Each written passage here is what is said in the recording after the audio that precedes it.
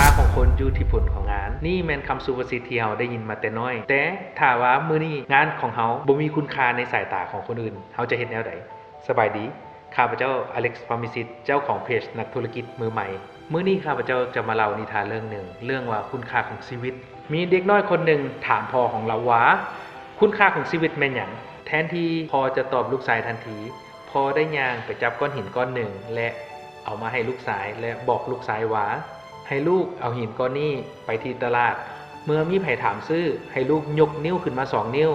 แทนการบอกราคาโดยที่บ่ต้องเว้าหยังเด็กน้อยคนนั้นจึงยกหินก้อนนี้ไปที่ตลาดพอไปฮอดตลาดก็มีแม่ค้าคนหนึ่งย่างมาถามเราว่าหินก้อนนี้ราคาเท่าไหร่เด็กน้อยยกนิ้วขึ้นมา2นิ้วแม่ค้าจึงเว้าขึ้นมาว่าโอ้$2บ่ค่อยต้องการซื้อหินก้อนนี้เองจากนั้นเด็กน้อยก็ได้แลนกลับมาบอกพ่อว่ามีแม่ค้าคนหนึ่งต้องการซื้อหินก้อนนี้ในราคา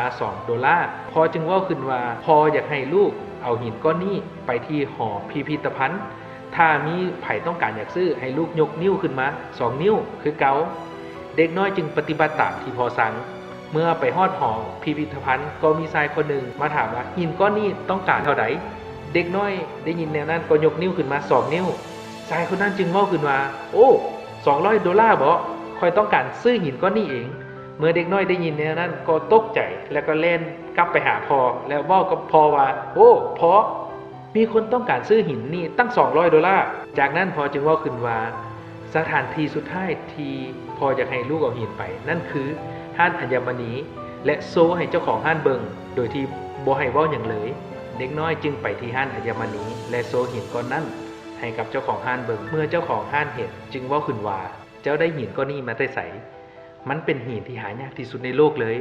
ฉะนั้นค่อยจะขอซื้อหินก้อนนี้ในราคา$200,000เด็กน้อยตะลึงเว้าหยังบ่ออกแล่นกลับไปหาพ่อ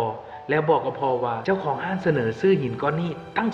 $200,000เมื่อได้ยินแนวนั้นพ่อจึงสอนลูกว่าคุณค่าของคนเฮามันขึ้นที่ว่าเฮาจะพาตัวเองไปอยู่ไสอยู่กับคนแบบใด